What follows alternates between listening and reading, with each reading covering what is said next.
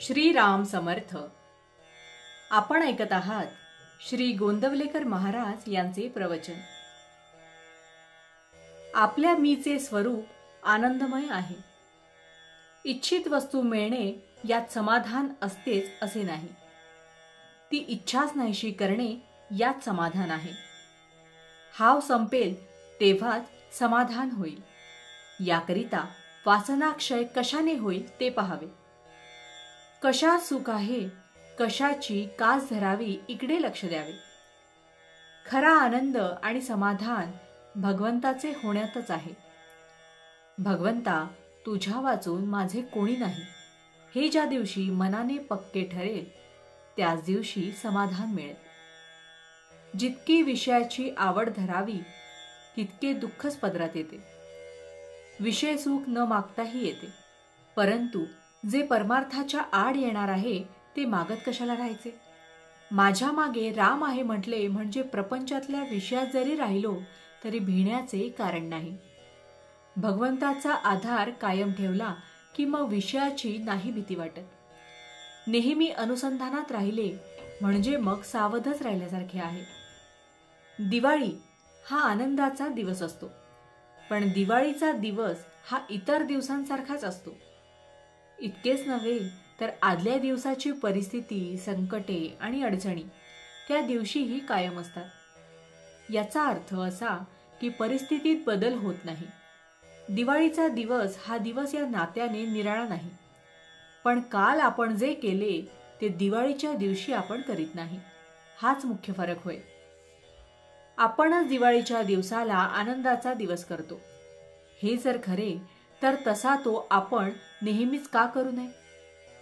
आपल्याला नेहमीच दिवाळी असावी, आपण नेहमीच आनंदात असावे आणि त्याकरिता आनंदमय अशा भगवंताचा आधार घ्यावा। आपण दिवाळीच्या सणाचा आधार घेऊन आनंदी आनंद करतो, मग आनंद जो निर्माण करतो त्या भगवंताच्याच आश्रयाला नेहमी का न जावे।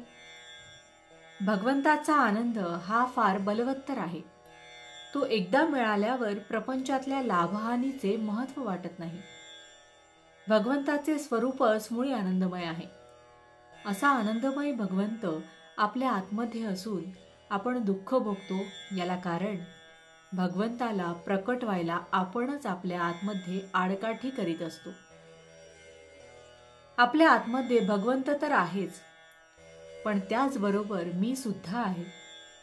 हा मी कोण हे जाणण्याकरिता इंद्रियांची गडबड शांत करून आतमध्ये आपण आनंदाचा शोध करावा, म्हणजे आपल्याला या मीचे स्वरूपही आनंदमय असल्याचे प्रत्ययाला येईल। अशी परमात्म्याची ओळख करून घेणे ही खरी जीवनाची सुरुवात आहे, आणि परमात्म्यात विलीन होणे हेच जीवनाचे सर्वस्व होय। भावार्थ, ज्याचा आनंद टिकेल त्याला नित्य दिवाळीच आहे।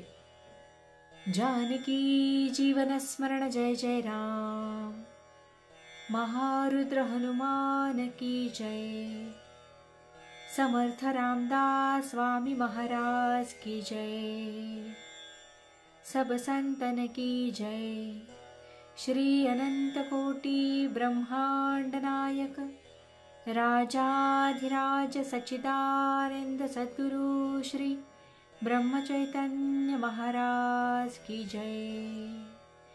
जय जय रघुवीर समर्थ। आता आपण 13 वेळा नामस्मरण करूया।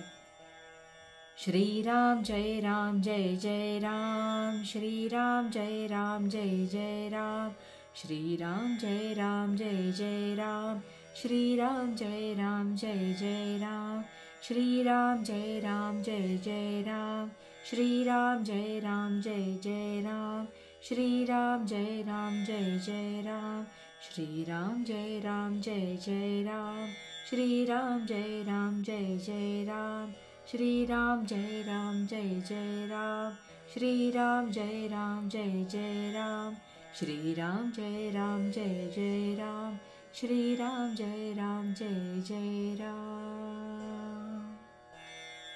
जय श्रीराम।